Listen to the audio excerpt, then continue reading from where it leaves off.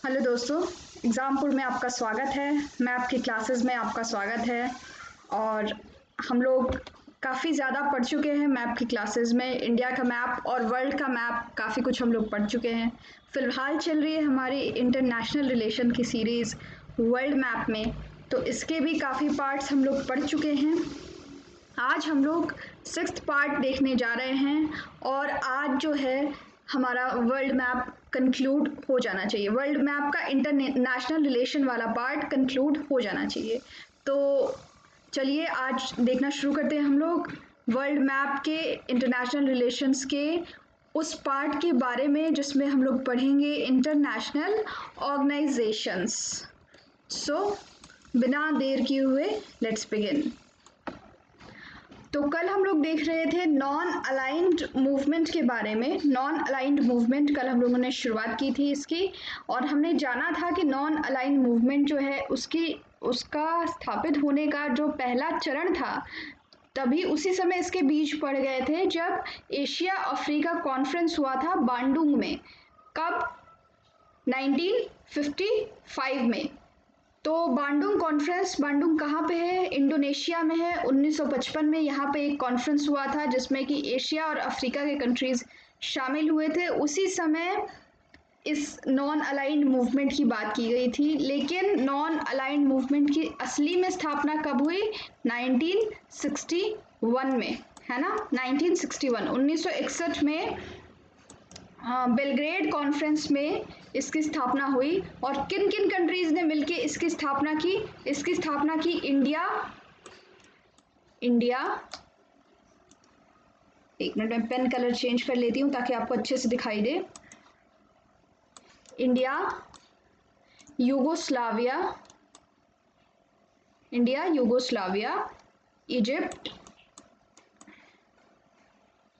Egypt, उसके बाद घाना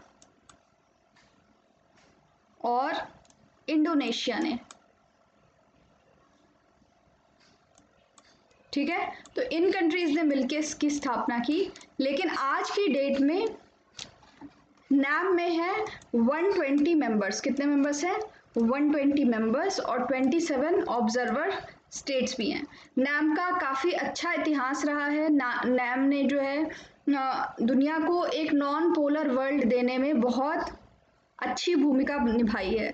non polar का मतलब क्या हुआ कि ध्रुवीकरण ना हो।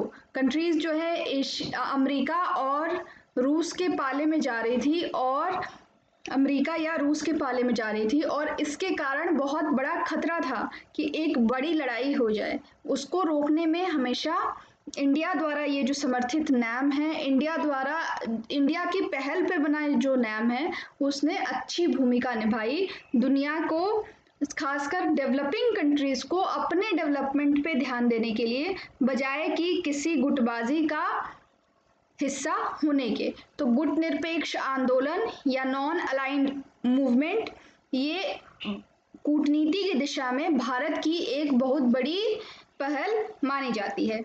अब हम लोग आगे बढ़ते हैं। ये 5 प्रिंसिपल्स नॉन अलाइनमेंट के, गुट निरपेक्षता के 5 सिद्धांत हम लोग ऑलरेडी देख चुके हैं। एक दूसरे की क्षेत्रीय अखंडता के लिए और संप्रभुता के लिए सम्मान, mutual respect for each other, territorial integrity and sovereignty, mutual non aggression, आपस में गैर आक्रामक रुख होना चाहिए, mutual non interference in domestic affairs में नहीं इंटरफेयर करना है, equality and mutual benefit and peaceful coexistence. तो ये सभी पॉइंट्स हम लोग देख चुके हैं। शांतिपूर्ण सह अस्तित्व, समानता और भागीदारी, और समानता और एक दूसरे के लिए आपसी लाभ, और उसके बाद mutual non interference in domestic affairs, यानी कि एक दूसरे के घरेलू मामलों में दखल नहीं देना, अहस्तक्षेप की नीति। अब हम लोग जल्दी से आगे बढ़ते हैं और क्या देखते हैं? भारत और पैसिफिक ओशियन की कंट्रीज जो है उनके बीच में रिलेशन। तो भारत और पैसिफिक ओशियन की कंट्रीज हैं, उसमें आपको पैसिफिक ओशियन में कौन कौन सी कंट्रीज दिखेंगी? पैसिफिक ओशियन में आपको दिखेगा इधर इंडोनेशिया की इधर जितनी कंट्रीज हैं ये सभी पैसिफिक ओशियन में आ जाती हैं। तो इंडोनेशिया का एक साइड कहाँ पड़ता है, इंडियन ओशन के साइड, और दूसरा साइड जिसमें कि ये वाले द्वीप हैं बोर्नियो, सुलावेसी, ये जो द्वीप है इंडोनेशिया के, इरियन जया, ये कहाँ पड़ते हैं, ये पड़ते हैं पैसिफिक ओशियन के साइड। तो फिलीपींस, ये इंडो चाइना का जो पेनिनसुला है उसके ये वाली कंट्रीज, लाओस, कंबोडिया, वियतनाम और थाईलैंड, ये सभी कंट्रीज पड़ते हैं पैसिफिक ओशियन की ओर। तो इंडिया और पैसिफिक ओशियन कंट्रीज के जब हम रिलेशंस देखेंगे तो एक तो ये थोड़े बड़े आइलैंड्स का समूह हो गया, थोड़े बड़े द्वीप समूहों का जो समूह है उसकी बात है, और उसके अलावा बहुत छोटे छोटे छोटे छोटे द्वीप समूह पैसिफिक ओशियन में है, इस आकार के छोटे छोटे छोटे छोटे, इतने ही छोटे छोटे हैं सभी, बाकी बहुत सारे द्वीप समूह। जैसे जो आपका ओशिएनिया जब हम लोग पढ़ रहे थे तो उस समय हमने देखा था बहुत सारे छोटे छोटे द्वीप समूह, जैसे Palau, Federated States of Micronesia, Papua New Guinea, Marshall Island, Nauru, Solomon Island. तो ये जितने आपको नाम दिख रहे हैं, Solomon Island, Tuvalu, Kiribati, Samoa, Cook Island, Niue, Tonga, Fiji Island, Vanuatu, ये सभी कंट्रीज हैं। इसका नाम क्या है, इसका इसका इंडिया और के साथ क्या है, एक समझौता है। उस समझौते का नाम क्या है, उस समझौते का नाम है फिपिक। ठीक है, FIPIC, Forum of India and Pacific Island Countries, Forum of India and Pacific Island Countries. ये सब पैसिफिक के छोटे छोटे आइलैंड्स हैं, ठीक है, बहुत छोटे छोटे ये आइलैंड्स हैं, और इनके साथ भारत ने एक अलग से फोरम बनाया है जिसका नाम रखा है FIPIC, Forum of Pacific Island Countries, India and Pacific Island Countries. तो ये जो भी नाम मैंने लिए हैं याद रखिएगा। कितनी कंट्रीज हैं टोटल, 14 कंट्रीज हैं। कितनी है, 14 देश हैं जो कि फिपिक में आते हैं, और उसके साथ एक और देश कौन सा है, वो है इंडिया। तो ये 14 + 1, 14 कहाँ के हैं, पैसिफिक आइलैंड के हैं, और 1 कहाँ का, 1 कौन है, इंडिया है। इसकी स्थापना कब हुई थी, 2014 में, 2014 में इसकी स्थापना हुई थी। तो ये हो गए सारा फिपिक कंट्रीज, इंडिया। अब हम लोग बात कर रहे हैं एक दूसरा जो समूह है जिसका नाम है क्या, आसियान। आसियान की बात मैं यहाँ इसलिए कर रही हूँ क्योंकि आसियान जो है वो पैसिफिक आइलैंड का ही, पैसिफिक ओशियन में ही ये आसियान कंट्रीज पड़ते हैं। इस आसियान में कौन कौन से मेंबर्स हैं, तो ये है म्यांमार, थाईलैंड। आप ज़रूर इनका लोकेशन, इनको मैप पे ज़रूर मैच करिएगा, और एक एक का लोकेशन आप दिमाग में अच्छे से बैठा लीजिएगा। म्यांमार, थाईलैंड, उसके बाद आगे है क्या, नीचे कंबोडिया, ऊपर लाओस। ठीक है, इस प्रकार जब हम जाते हैं तो होता है Laos, Cambodia and then Vietnam. ठीक है, उसके बाद है क्या, वियतनाम। उसके बाद ये वाला जो आइलैंड का समूह है ये है फिलीपींस। और आप अगर नीचे आ जाएं तो आपको नीचे यहाँ पे मलेशिया दिखाई देगा। मलेशिया के ही नीचे क्या है, सिंगापुर है। ठीक है, और उसके बाद इंडोनेशिया है, और एक छोटा सा कंट्री यहाँ पे है ब्रुनेई दारुसलाम, जो कि बोर्नियो आइलैंड पे पड़ता है। बोर्नियो आइलैंड पे 3 कंट्रीज पड़ते हैं, कौन कौन से, मलेशिया, इंडोनेशिया और ब्रुनेई दारुसलाम। ये 3 कंट्रीज कहाँ पड़ते हैं, बोर्नियो आइलैंड पे। फिलहाल हम लोग वापस आते हैं, तो ये जो साउथ ईस्ट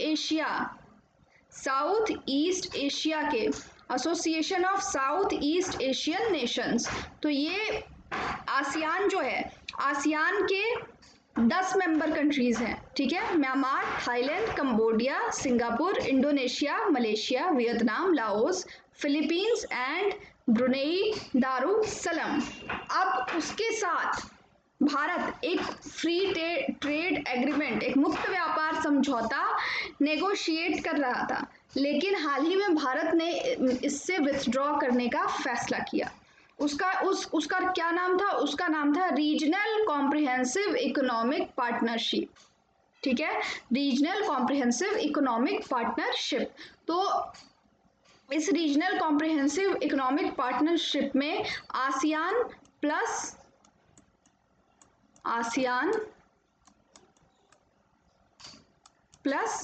6 कंट्रीज थे। कितने थे? 6 कंट्रीज थे, लेकिन उसमें से भारत जो है निकल गया। तो अब आसियान प्लस 5 कंट्रीज हैं, आसियान प्लस 5 कंट्रीज हैं जो कि आरसीईपी का पार्ट है, और इन्होंने आरसीईपी को साइन कर लिया है।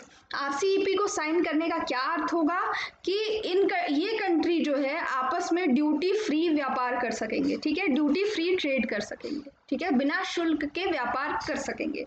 तो उसी फ्री ट्रेड एग्रीमेंट को साइन करने के लिए आरसीईपी की बात काफ़ी दिनों से चल रही थी, लेकिन फिलहाल भारत ने इससे ऑप्ट आउट कर लिया है, इससे बाहर निकल गया है भारत, क्योंकि भारत को इस बात का अंदेशा है, इस बात का डर है कि यहाँ के जो छोटे छोटे व्यापारी हैं उनको इस आरसीईपी के कारण नुकसान पहुंचेगा। इसलिए भारत ने आरसीईपी से अलग होने का फैसला किया, क्योंकि वियतनाम में बहुत सस्ता सामान बन रहा है और उनके पास जो है वो सस्ता सामान बनाने की टेक्नोलॉजी है ना। चीन से के माल से पूरा का पूरा सामान बाजार जो है वो पटा हुआ है, तो उससे क्या होगा, उससे इंडिया के छोटे छोटे कामगारों को दिक्कत होगी, इंडिया की जो डोमेस्टिक इंडस्ट्री है उसको दिक्कत होगी। इसीलिए इंडिया ने आरसीईपी से ऑप्ट आउट करने का, आरसीईपी से निकलने का फैसला पिछले साल लिया था, ठीक है, पिछले साल लिया था।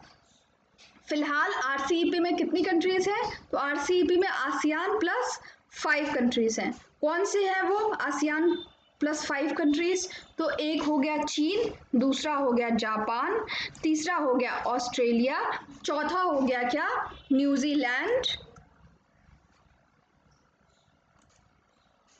और पांचवा हो गया कोरिया, ठीक है। मैप पे जरूर इन्हें आप लोकेट करिए। कौन सा? चीन, Japan, south Korea, Australia and New Zealand. तो ये है आरसीईपी यानी आसियान प्लस 5। अब हम आगे बढ़ते हैं। तो इसी आसियान प्लस 5, ये तो हो गया आरसीईपी। अब इसी आरसीईपी में अगर आप दो कंट्रीज को, पुराने वाले आरसीईपी में यानी आसियान प्लस 6 में, आप ASEAN plus 6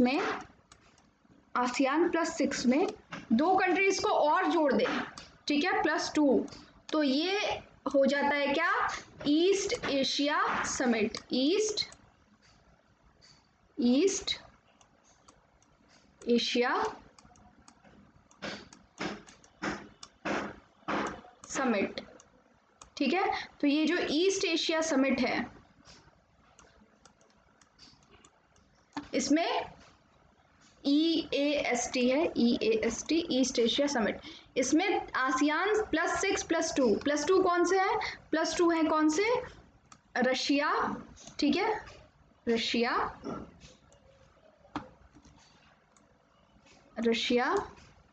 and US, Russia plus US.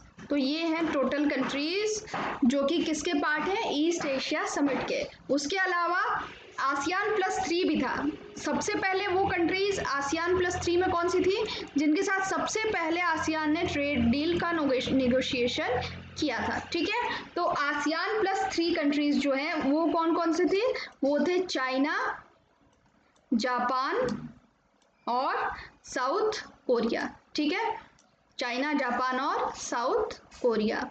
और इसी में फिर आसियान ने और 3 देशों से नेगोशिएशन किया, ऑस्ट्रेलिया, न्यूजीलैंड और इंडिया, तब ये आसियान प्लस 6 बन गया था। फिलहाल ये दो हमारे सेक्शंस हमने देख लिए, किसके? तो इंडिया और पैसिफिक ओशन की ओर जो कंट्रीज हैं उनके, पैसिफिक इंडिया के पड़ोसियों के, है ना।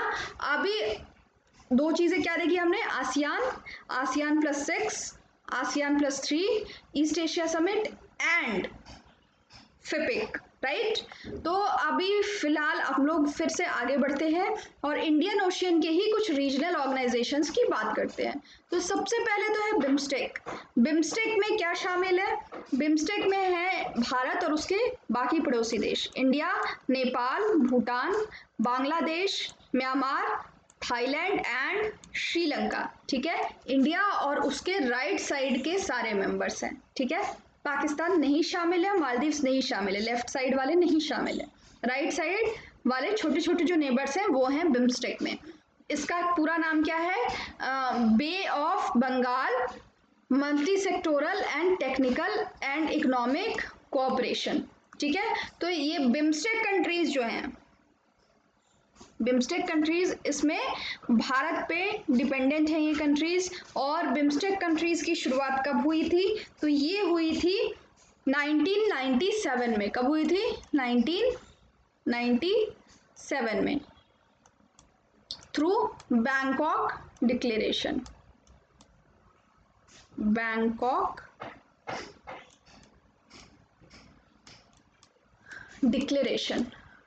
ठीक है, तो इस बिम्स्टेक कंट्रीज में कौन कौन से शामिल है, आप ज़रूर इसको मैप पर लोकेट करिए। और इसका सेक्रेटेरिएट कहाँ है? तो ये है कहाँ पे? बांग्लादेश में है, ढाका में। ठीक है, बांग्लादेश के ढाका में इसका सेक्रेटेरिएट है, यानी ढाका ही इसका हेडक्वार्टर है, इंडिया में नहीं है। आप कंफ्यूज हो सकते हैं कि इंडिया में है। उसके साथ साथ बिम्स्टेक जो है उसके बारे में एक और इन्फॉर्मेशन ये है कि ये सार्क की अपेक्षा अच्छा काम कर रहा है। सार्क की अपेक्षा इंडिया के हक में अच्छा काम कर रहा है। सार्क कंट्रीज में कौन कौन शामिल है? सार्क कंट्रीज में मैं लिख के बताती हूँ आपको कौन कौन शामिल है।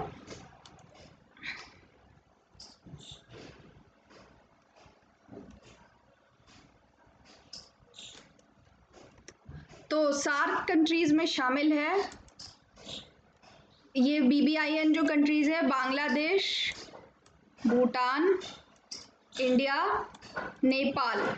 उसके अलावा कौन कौन शामिल है? उसके अलावा शामिल है पाकिस्तान, मालदीव्स एंड श्रीलंका। ठीक है, यानी इंडिया के जितने भी आसपास वाले पड़ोसी देश हैं, जो छोटे छोटे देश हैं, वो सभी इस सार्क कंट्रीज में शामिल है। सार्क कंट्रीज जो है वो साउथ एशिया का, south Asian association of regional cooperation, तो सार्क कंट्रीज में ये सभी शामिल है। लेकिन क्या दिक्कत है यहाँ पे कि पाकिस्तान के होने के कारण, पाकिस्तान के होने के कारण इंडिया जो है वो पाकिस्तान के, इंडिया के हर बात में पाकिस्तान अड़ंगा लगाता है। हिंदी में सार्क को दक्षेस कहा जाता है। दक्षेस, दक्षिण एशियाई क्षेत्रीय संगठन। लेकिन अनफॉर्चुनेटली जब से 1985 में सार्क की स्थापना हुई, और किस किस उद्देश्य के साथ हुई थी कि दक्षिण एशिया के रीजन में, यानी साउथ एशिया के रीजन में शांति स्थापित करनी है, वो लक्ष्य कहीं से भी हासिल नहीं कर पा रहा है, क्योंकि पाकिस्तान लगातार भारत के ऊपर टेररिस्ट हमला करता है। टेररिज्म पाकिस्तान की ओर से जारी है, और इस कारण भारत पाकिस्तान में मैत्री ना होने के कारण दक्षेस जो है वो, या सार्क जो है वो इफेक्टिव नहीं रहा है। तो इंडिया ने सार्क को लगभग साइड लाइन करना शुरू कर दिया है, और उसकी जगह पे इंडिया बिम्स्टेक पे काम कर रहा है। तो ये हो गया किसके विषय में? सार्क और दक्षेस, सार्क और बिम्स्टेक के विषय में। अब जो बिम्स्टेक है उसके चार्टर में ये 14 फील्ड हैं जो 7 सेक्टर्स के हैं, जिस पर कि ये सारी कंट्रीज काम कर रही हैं। वो क्या है? Trade, investment and development, environment and climate change, agriculture and food security, people to people contact, science technology and innovation और कनेक्टिविटी। बस नाम देख लीजिए क्या है। ट्रेड है, इन्वायरमेंट है, एग्रीकल्चर और फूड सिक्योरिटी है, नेशनल सिक्योरिटी है, पीपल टू पीपल कॉन्टैक्ट है, लोगों से कॉन्टैक्ट हो। उसके साथ साथ साइंस टेक्नोलॉजी और इनोवेशन है, और उसके बाद कनेक्टिविटी है। अब हम लोग आ जाते हैं एक दूसरे रीजनल ऑर्गेनाइजेशन की ओर, जिसका नाम है ब्रिक्स। तो ब्रिक्स कंट्रीज जो हैं, ब्रिक्स जो है वो बहुत इम्पॉर्टेंट ऑर्गेनाइजेशन है। क्यों बहुत इम्पॉर्टेंट ऑर्गेनाइजेशन है ये? क्योंकि ये दुनिया के काफ़ी बड़े बड़े देशों का प्रतिनिधित्व करता है। किस सेंस में ये बड़े बड़े देश हैं? तो आइए हम लोग ये देखते हैं। तो ये 50% दुनिया का जो है वर्ल्ड इकोनॉमिक ग्रोथ वो ब्रिक्स देशों के पास है, ठीक है। 42.58% पॉपुलेशन वो ब्रिक्स देशों के पास है। दुनिया के सबसे बड़े पॉपुलेशन वाले देश कौन कौन से वो देश हैं? इंडिया और चाइना। ब्रिक्स का मतलब क्या हो गया? रशिया, चाइना, इंडिया और ब्राज़ील। इनका लोकेशन आप ज़रूर ध्यान दीजिए। ब्राज़ील यहाँ पर है, साउथ अफ्रीका यहाँ पे है, ये ब्रिक कंट्रीज़ है। उसके अलावा एक साउथ अफ्रीका, यानी ये 5 देश हैं, रूस, चीन, भारत, ब्राज़ील और साउथ अफ्रीका। तो रूस यहाँ पे है, भारत यहाँ पे है, चीन यहाँ पे है, साउथ अफ्रीका यहाँ पे है और ब्राज़ील यहाँ पर है। तो ये सारी कंट्रीज जो हैं वो क्या करती हैं? 50% ऑफ वर्ल्ड इकोनॉमिक ग्रोथ, दुनिया का 50% उनके पास है इकोनॉमिक ग्रोथ का। 42.58% of world population, 26.6% of world's land area और 23.2% ऑफ वर्ल्ड्स जीडीपी, ठीक है। पॉपुलेशन जो है सीधे उसका आधा जीडीपी इन देशों के पास है, जो कि यही अच्छी बात नहीं है और इसी को बढ़ाने के लिए ब्रिक्स प्रयासरत है। उसके अलावा आईएमएफ के कोटा में भी 14.91% शेयर है और 13.24% है वर्ल्ड बैंक में वोटिंग पावर। तो ये हो गया ब्रिक्स कंट्रीज का ताकत। अब हम लोग थोड़ा सा ये जान लेते हैं कि ब्रिक्स कंट्रीज का हिस्ट्री क्या है। तो सबसे पहले तो 2001 में गोल्डमैन सैक्स की रिपोर्ट में ब्रिक्स का आइडिया दिया गया था कि अगर ये 5 कंट्रीज एक साथ आ जाएं तो ये वेस्टर्न कंट्रीज पे भारी पड़ सकती हैं। वेस्टर्न कंट्रीज के इन्फ्लुएंस को कम करने के लिए इन 5 कंट्रीज के साथ आने की बात इस गोल्डमैन सैक्स रिपोर्ट में की गई थी। फिर सितंबर 2006 में फॉरेन मिनिस्टर्स की मीटिंग हुई न्यूयॉर्क सिटी में और जून 2009 में ब्रिक्स की स्थापना हुई एज ब्रिक के रूप में। ब्राज़ील, रूस, इंडिया, चाइना के रूप में ब्रिक की स्थापना हुई और फिर 2010 में ब्रिक्स में साउथ अफ्रीका ने ज्वाइन किया, यानी कि 2001 से 2010 तक आते आते तब जाकर के ब्रिक्स बना, ठीक है। 2001 में सबसे पहले बात की गई थी और 2010 में साउथ अफ्रीका के आने के साथ ब्रिक्स जो है अस्तित्व में आया, ठीक है। तो ये हो गया ब्रिक्स के विषय में। अब हम लोग आगे बढ़ते हैं और देखते हैं किसको। नेक्स्ट अपना ऑर्गेनाइजेशन जो है वो है क्या? G7, G8 और G20। तो G7 कंट्रीज में क्या क्या शामिल है? US, Italy, Japan, Canada, France, UK और जर्मनी। ये कौन से देश हैं जो कि यहाँ पे शामिल है? तो ये वो देश हैं जो कि दुनिया के सबसे ज़्यादा इंडस्ट्रियलाइज्ड देश हैं। दुनिया का सबसे ज़्यादा इंडस्ट्रियलाइज्ड देश, वो देश जो कि दुनिया में सबसे ज़्यादा जिनके पास पैसा है, डेवलप्ड कंट्रीज जो हैं, वो किस में शामिल है? वो G7 में शामिल है। पहले इस G7 का नाम G8 हुआ करता था, ठीक है। G8 हुआ करता था जब इसमें रूस भी शामिल था, लेकिन बाद में यूक्रेन का जब क्राइसिस हुआ तब रूस को ड्रॉप कर दिया गया, ठीक है। रूस को निकाल दिया गया G8 कंट्रीज में से और फिर ये बन गया G7। 2014 में ये यूक्रेन क्राइसिस हुई थी, उसी समय जो है रूस को सस्पेंड कर दिया बाकी कंट्रीज ने। तब फिर बाद में रूस खुद ही गुस्सा आ गया और 2017 में रूस ने कहा कि हम परमानेंटली विथड्रॉ कर रहे हैं, नहीं रहना हमें तुम्हारे साथ। तो ये G8 उसके बाद G7 हो गया। अच्छा, इसके साथ साथ इन G7 कंट्रीज के अलावा इसमें प्लस EU भी है। ये भी आप ध्यान रखिएगा, जब भी मीटिंग होता है तो EU भी आता है, ठीक है। Germany, UK, France, Canada, US, Italy, Japan के अलावा EU भी आता है। और अगर हम G20 कंट्रीज की बात करें तो उसमें इन G8 के अलावा और कौन कौन सी कंट्रीज शामिल हैं? Turkey, Brazil, China, Australia, India भी है G20 में, ज़रूर याद रखिएगा। Indonesia, South Korea, European Union, Argentina, Mexico, Saudi Arab और साउथ अफ्रीका। तो ये G20 कंट्रीज़ कौन सी हैं?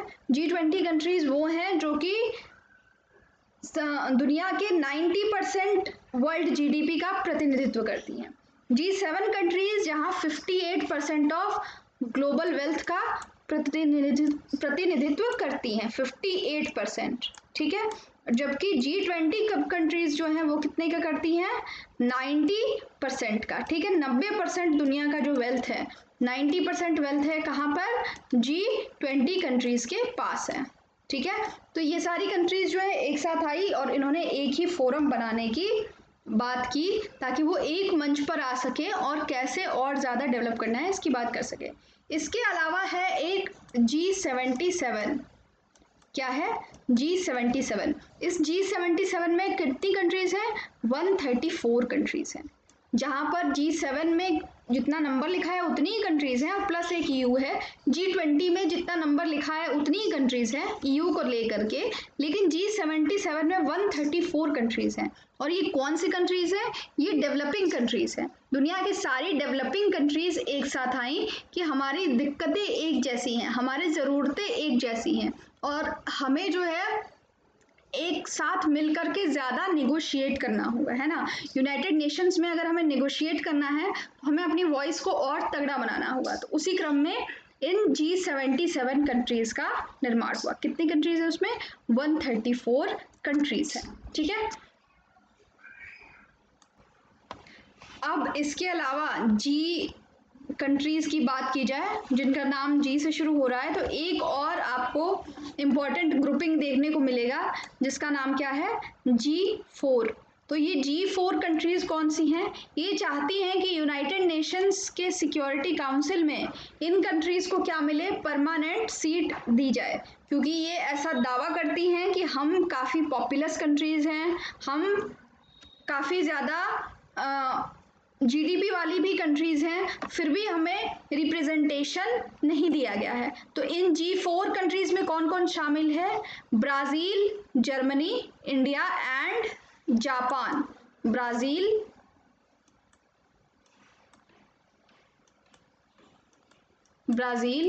जर्मनी,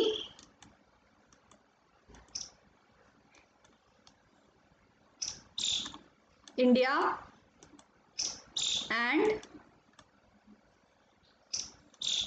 जापान, ठीक है।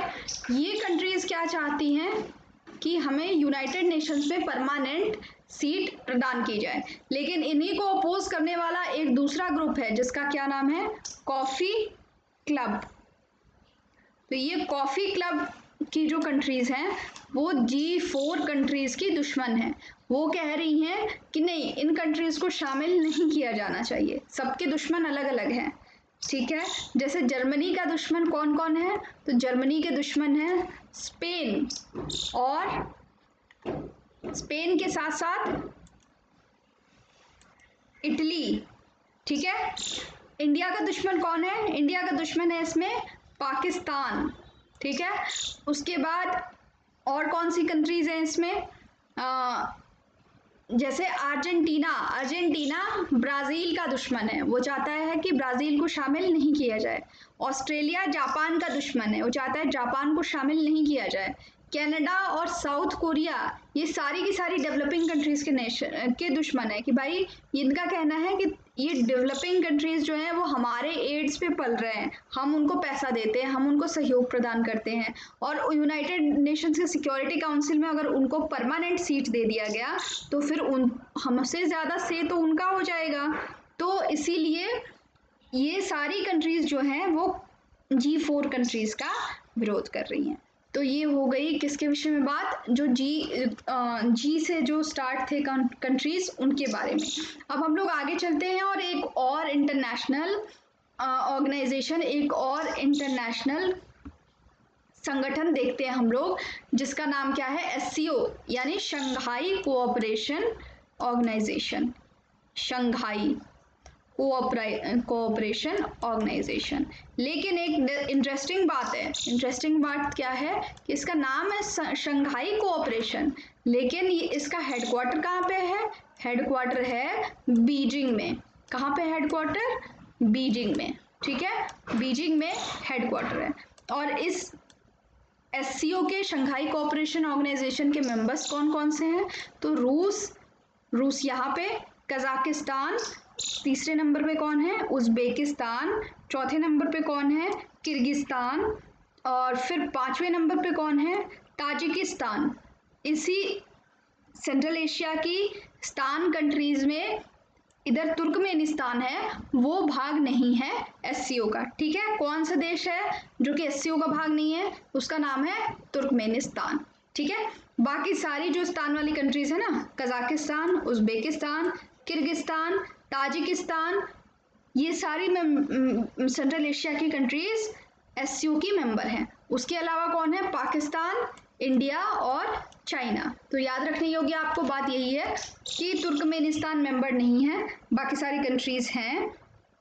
उसके अलावा क्या याद रखने योग्य बात है कि इसमें एशिया के ही इस रीजन की सारी कंट्रीज हैं एससीओ में। ठीक है, और एससीओ की आधिकारिक भाषा है मंडारिन, यानी जो चीन की भाषा है, कौन सी है? मंडारिन और रशियन। ठीक है, भारत, पाकिस्तान वगैरह की भाषाओं को भाव नहीं दिया गया है।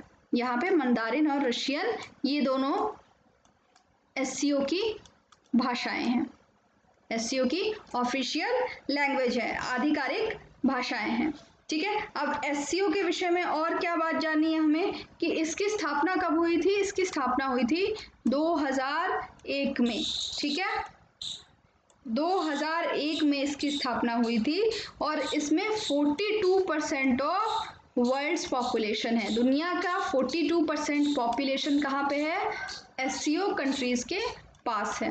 ठीक है, आधी के लगभग जनसंख्या एससीओ कंट्रीज के पास है। तो इसीलिए ये जो है चाहते हैं कि हमारा एक अलग ऑर्गेनाइजेशन बने जहाँ पे हमारा ज़्यादा से हो, तो इन लोगों ने आपस में एससीओ बनाया है। बाद में इंडिया और पाकिस्तान इसके मेंबर्स बने, उसके पहले सेंट्रल एशियन कंट्रीज रशिया और चाइना ही इसके मेंबर थे। और उसके बाद आपको एक ट्रिक बता दूं कि अगर कंट्रीज का नाम याद रखना हो इसका एससीओ का, तो इसका ट्रिक है ट्रक आईपी, TRUCKK IP। ठीक है, ट्रक आईपी क्या है? Truck IP. मैं एक बार सब कुछ क्लियर करके फिर आपको सिर्फ ट्रिक लिख के बता दे रही हूँ ताकि आपको ध्यान रहे। क्या है? Trick, truck IP, right. अब हम आगे बढ़ते हैं और देखते हैं नेक्स्ट ग्रुप ऑफ कंट्रीज, उसका नाम है क्या? ओपेक। तो ओपेक कंट्रीज जो है वो ऑयल प्रोड्यूसिंग कंट्रीज हैं। ठीक है, क्या नाम है ओपेक का? फुल फॉर्म क्या है? इसका फुल फॉर्म है organisation of oil producing countries, oil exporting countries. ठीक है, organisation of petroleum exporting, not oil but petroleum exporting countries. P है ना, OPEC, organisation of petroleum exporting countries. तो ये जो ओपेक कंट्रीज हैं इसमें कौन कौन सी कंट्रीज शामिल है? इसमें साउथ अमेरिका से बात करें तो एकमात्र वेनेजुएला है। अगर हम अफ्रीका से बात करें तो अंगोला, गैबन, इक्वेटोरियल गुनिया, नाइजीरिया और उसके साथ साथ अल्जीरिया। मैप पे ये लेबलिंग गलत की हुई है, अल्जीरिया यहाँ पे होगा, ये है अल्जीरिया, है ना, Morocco, then Algeria, then Libya और देन ये लास्ट में इजिप्ट है। तो अल्जीरिया यहाँ पे है, अल्जीरिया और लीबिया यहाँ पे है, अल्जीरिया एंड लीबिया। इजिप्ट की ये लेबलिंग गलत की गई है तो ये नहीं होगा, और इसको मैं दूसरे कलर से कर दे रही हूँ ताकि आपको ध्यान रहे कि ये लेबलिंग गलत है, इसको वाइट किया जाना चाहिए। वाइट ये फिलहाल हो नहीं रहा है, आप बस इतना ध्यान रखिए कि क्या है इसका नाम। इसका नाम है अल्जीरिया और उसके बगल में है लीबिया। ठीक है, अल्जीरिया एंड देन लीबिया, ये गलत है, ये गलत है, ये इजिप्ट कंट्री है। उसके बाद क्या है? सऊदी अरब। आप एशिया में आ जाएं तो क्या है? सऊदी अरब, then UAE, then Iran, Kuwait and Iraq. तो ये 14, ये जो 13 कंट्रीज हैं, कितनी कंट्रीज हैं? 13। इनके नाम आप याद रखिएगा, यही ओपेक की वेबसाइट पे दिए हुए नाम हैं। कहीं कहीं आपको इक्वाडोर भी मिलेगा, लेकिन Ecuador according to OPEC's website exit कर गया है, ठीक है, अब नहीं है वो भाग ओपेक कंट्रीज का। तो फिलहाल जो स्थिति है वो यही है कि 13 कंट्रीज हैं, इसमें से एक कंट्री जो है साउथ अमेरिका में है, बाकी सारे एक दो तीन चार पाँच छः 7 कंट्रीज कहाँ पे हैं?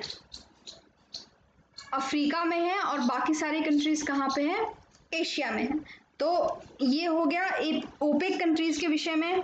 ये ओपेक कंट्रीज हमेशा न्यूज़ में क्यों रहती हैं? क्योंकि ओपेक कंट्रीज जो हैं वो दुनिया का 80% ऑयल रिजर्व जो है इनके पास है।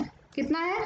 80% of oil reserve, petroleum reserve in countries के पास है, ठीक है, 80% ऑफ पेट्रोलियम रिजर्व। इसीलिए ये कंट्रीज जो है काफ़ी ज़्यादा, अगर लोकल भाषा में कहें तो चौड़ में रहती हैं कि भाई हमारे पास तो ऑयल है, हम तो जो चाहे सो कर सकते हैं, हम ऑयल का दाम जो है यूं बढ़ा सकते हैं, यूं घटा सकते हैं, ठीक है। इसी बात से परेशान होकर के बाद में 1973 में इंटरनेशनल एनर्जी एजेंसी की भी स्थापना की गई थी कि ओपेक कंट्रीज के जो दाम वो सेट करे वही दाम नहीं रहे दुनिया में, दूसरा दाम भी होना चाहिए ऑयल का।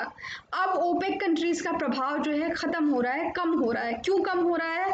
क्योंकि बाकी सारा अल्टरनेटिव फ्यूल भी मिल रहा है। जब से यूएस के पास शेल गैस मिला तब से ऑयल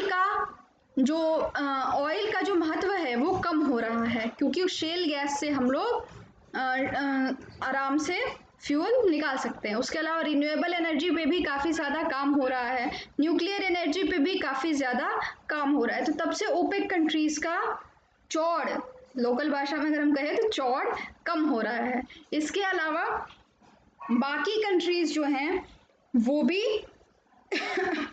बाकी ऑयल प्रोड्यूसिंग जो कंट्रीज़ हैं वो भी ओपेक कंट्रीज़ कि इस कार्टेल से परेशान हैं। तो उन्होंने एक और ऑर्गेनाइजेशन बनाया जिसका नाम उन्होंने रखा क्या? OPEC plus. क्या नाम रखा? OPEC plus. यानी कि हम ओपेक के इतर वो कंट्रीज हैं, these are non OPEC countries. क्या है? Non OPEC countries. ये नॉन ओपेक कंट्रीज हैं जिनके पास ऑयल है, ठीक है। बस नाम सुन लीजिए: Azerbaijan, Bahrain, Brunei, Kazakhstan, Malaysia, Mexico, Oman, Russia, south Sudan और सूडान। ये कुछ और कंट्रीज़ हैं जिनके पास ऑयल है। तो ये इन्होंने अपना एक अलग ऑर्गेनाइजेशन बनाया, हम ओपेक प्लस कंट्रीज़ हैं। अब इंडिया के लिए ओपेक का महत्व काफ़ी ज़्यादा है। क्यों? क्योंकि इंडिया जो है दुनिया का 3rd लार्जेस्ट ऑयल इम्पोर्टर है। कौन सा ऑयल इम्पोर्टर है? थर्ड लार्जेस्ट ऑयल इम्पोर्टर है। कौन है third largest oil importer? India, ठीक है। तो इसीलिए इंडिया को इन ओपेक कंट्रीज़ की काफ़ी ज़रूरत रहती है, इसीलिए इंडिया इन कंट्रीज़ से अच्छे संबंध रखता है, ठीक है। तो ये हो गए ओपेक कंट्रीज़ का कॉन्सेप्ट। अब आप आगे आइए। एक और ऑर्गेनाइजेशन है जो कि फ़िलहाल काफ़ी न्यूज़ में रहता है और ये इम्पोर्टेंट ऑर्गेनाइजेशन है। इसका नाम क्या है? इसका नाम है आर्कटिक काउंसिल। क्या नाम है? आर्कटिक काउंसिल,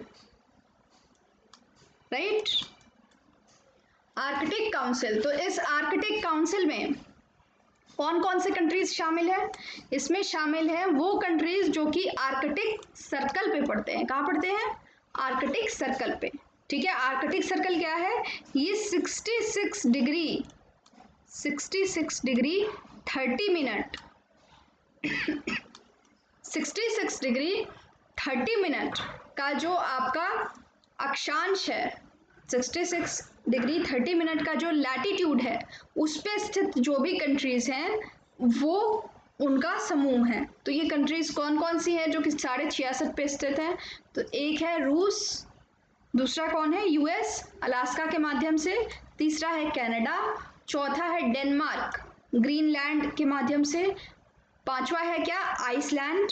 आइसलैंड के बहुत छोटा सा हिस्सा जो है वो इस आर्कटिक सर्किल पे लाई करता है।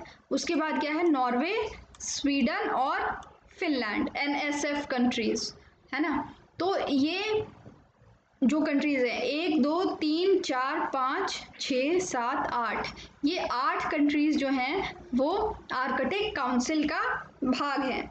और उसके अलावा इंडिया जो है आर्कटिक काउंसिल का एक ऑब्जर्वर स्टेट है, ठीक है, ऑब्जर्वर है। तो आर्कटिक काउंसिल का महत्व हाल के दिनों में काफ़ी बढ़ गया है। क्यों बढ़ गया है, क्योंकि आर्कटिक रीजन में काफ़ी ज़्यादा मिनरल्स पाए जा रहे हैं, ठीक है। और इस चीज़ के बारे में पहले से ही पता चलने लगा तो 1996 में, कब, 1996 में ओटावा डिक्लेरेशन के थ्रू, ओटावा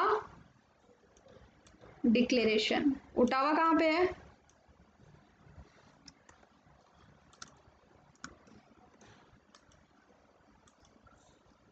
कनाडा की राजधानी का नाम है ओटावा। तो 1996 में ओटावा डिक्लेरेशन के थ्रू, ओटावा डिक्लेरेशन के थ्रू इस आर्कटिक काउंसिल की स्थापना हुई थी। और इसका हेडक्वार्टर लेकिन कहाँ पे है, वो नॉर्वे में स्थित है, ठीक है, ट्रोम्बो नॉर्वे में स्थित है। तो ये हो गया किसके विषय में इंफॉर्मेशन, आर्कटिक सर्किल के विषय में। और India and Arctic, history of cooperation, India का आर्कटिक के साथ क्या संबंध रहा है, तो स्वालबर्ड ट्रीटी इंडिया ने साइन की 1920 में ही। तो ये स्वालबर्ड ट्रीटी जो है इसलिए साइन की गई थी क्योंकि स्वालबर्ड स्टेट को, स्वालबर्ड जो कि नॉर्वे में स्थित है, उस स्टेट को एक सोवरेन स्टेट माना जाए। इसका अर्थ क्या है कि कोई भी वहाँ पे बस सकेगा और कोई भी वहाँ पे साइंटिफिक एक्सपेडिशन कर सकेगा। तो और लेकिन वहाँ पे नियम जो लगेंगे, जो लॉज लगेंगे, वो नॉर्वे के ही लगेंगे, ठीक है। तो ये है स्वालबर्ड ट्रीटी, जिसको लेकर के थोड़ा विवाद भी अभी हाल के दिनों में चल रहा था। विवाद ये था कि नॉर्वे कहता था कि सिर्फ 12 नॉटिकल माइल तक ये ट्रीटी मान्य होगी, लेकिन EU का कहना था कि नहीं, ये 200 नॉटिकल माइल तक मान्य होगी। खैर, हम लोग ज़्यादा उस विवाद में नहीं जाते हैं। फिलहाल हम लोग यही बात करते हैं कि भारत ने स्वालबर्ड ट्रीटी साइन की है। और उसी कारण क्या हुआ कि वहाँ पे एक रिसर्च स्टेशन भी इंडिया ने स्टैब्लिश किया है, जिसका नाम क्या है, NY ऑलसंड स्वालबर्ड, नॉर्वे। इसी स्वालबर्ड नाम की जगह पे दुनिया का सीड बैंक भी है। चूँकि ठंडी जगह है तो वहाँ पे काफ़ी ज़्यादा जो है मटेरियल प्रिजर्व रह सकता है। तो बहुत सारे सीड्स जो हैं वो यहीं पर प्रिजर्व किए गए हैं, ताकि अगर कभी ऐसा हो कि दुनिया तबाह हो जाए तो ये सीड्स, या फिर क्या हो कि बाकी जगह से सीड्स जो हैं वो किसी कारण से विलुप्त हो जाएं, तो इस सीड बैंक से प्राप्त किए जा सके, ठीक है। तो उसके अलावा 2007 में इंडिया ने पहला आर्कटिक में अपना साइंटिफिक एक्सपीडिशन भी भेजा था। 2014 में इंड आर्क की स्थापना की। इंड आर्क एक ऑब्जर्वेटरी है, ठीक है। उसके बाद से एक एटमॉस्फेरिक लेबोरेटरी की भी इंडिया ने स्वालबर्ड में स्थापना की है। तो ये हो गया आर्कटिक सर्कल के विषय में। और ये कुछ एक्सरसाइजेस के नाम हैं जो कि इंडिया विभिन्न देशों के साथ करता है, जैसे USA के साथ स्पिटिंग कोबरा युद्धाभ्यास संगम IMX, बांग्लादेश के साथ संप्रीति नाम का एक्सरसाइज करता है, UK के साथ कोंकण नाम का एक्सरसाइज करता है, श्रीलंका के साथ स्लाइनेक्स नाम का एक्सरसाइज करता है, ऑस्ट्रेलिया के साथ ऑसी इंडेक्स, ककाडू और पिच ब्लैक नाम का एक्सरसाइज करता है। वहीं सिंगापुर के साथ सिम्बेक्स नाम का एक्सरसाइज करता है, इंडोनेशिया के साथ कॉर्पैट नाम का एक्सरसाइज करता है, थाईलैंड के साथ भी कॉर्पैट नाम का एक्सरसाइज करता है, और म्यांमार के साथ इमकॉर, रशिया के साथ इंद्रा, IND से इंडिया, RA से रशिया। तो इस प्रकार भी आप अंदाज़ा लगा सकते हैं। जापान के साथ क्या है, JIMEX, Japan and India military exercise. Dharma guardian भी है एक जापान के साथ, उज्बेकिस्तान के साथ दस्तलिक और फ्रांस के साथ वरुणा, ठीक है। तो ये हो गए कुछ एक्सरसाइजेस के नाम जो कि इंडिया विभिन्न कंट्रीज के साथ करता है। अब जो है हमने दुनिया के काफ़ी सारे ऑर्गेनाइजेशंस को देख लिया और इसके साथ साथ एक्सरसाइजेस वगैरह का भी देख लिया है। तो इसके साथ ही हमारा इंटरनेशनल रिलेशंस वाला जो भाग था मैप की सीरीज़ में वो समाप्त होता है। कल हम लोग नए टॉपिक के साथ मिलेंगे, लेकिन मेरी आपसे शिकायत है कि आप सेशन को शेयर नहीं करते हो। यार बुरा लग जाता है, दिल से बुरा लगता है, समझ नहीं रहे हो तुम लोग इस बात को। तो सेशन को शेयर करो जितना हो सके अपने फ्रेंड्स के साथ। मैं बार बार बोलती नहीं हूँ तो इसका अर्थ ये नहीं है कि आप शेयर नहीं करोगे। कोई भी डाउट हो तो आप पूछो, और आपके लिए एक टेलीग्राम ग्रुप में बनाना चाहती हूँ जिसमें कि कोई भी डाउट आप पूछ सको, लोग मेरे से पूछते हैं। उसके साथ साथ और भी जो भी आपकी शिकायतें हैं, जो भी आपकी क्वेरीज हैं, सब कुछ जो है उसमें एड्रेस की जाए, इस बात का ध्यान रखा जाएगा। तो वर्ल्ड मैप में भी काफ़ी पोर्शन हम लोगों ने कवर कर लिया है। अब थोड़ा बहुत जो बचा हुआ है जल्दी ही 2-4 क्लासेस में हम उसको कवर कर लेंगे और वर्ल्ड मैप की सीरीज़ समाप्त हो जाएगी। आप प्लेलिस्ट में जा करके जितनी भी मैप की सीरीज़ है, चाहे वो इंडिया का मैप या वर्ल्ड का मैप, आप देख सकते हैं। ज़रूर देखिएगा उसको, उस प्लेलिस्ट को भी अपने दोस्तों में शेयर करिएगा। और कुछ भी आपको परेशानी हो किसी भी प्रकार की तो आप मेरे से बेझिझक पूछ सकते हैं, आप कमेंट कर सकते हैं, जो टेलीग्राम ग्रुप बनाऊंगी वहाँ पूछ सकते हैं, या फिर मुझे ईमेल कर सकते हैं। फिलहाल के लिए मेरी ईमेल आईडी आप लिख लीजिए nikk2sam@gmail.com। nikk लिख करके बता देती हूँ आपको, nikk2sam@gmail.com। तो आई होप कि आपको क्लासेस समझ में आ रही होंगी, अच्छी लग रही होंगी। रीच बढ़ाइए ज़रा इन क्लासेस की, रीच कम हो रही है तो अपने दोस्तों में ज़रूर शेयर करिए, खुद भी देखिए, लाइक करिए। और इसके साथ साथ थैंक यू वेरी मच। आज की क्लास को हम लोग यहीं पे समाप्त करते हैं। और इसके साथ आपको अगर कुछ चाहिए जैसे मैराथन सेशन या एमसीक्यू सीरीज़, तो आप मुझे बता सकते हैं। कोई एक पर्टिकुलर टॉपिक जो वर्ल्ड मैप से रिलेटेड हो, आप जानना चाहते हो, तो मुझे आप बता सकते हैं। जो भी आपके इश्यूज़ हो वो आप बताइए, खुल के बताइए। Thank you very much.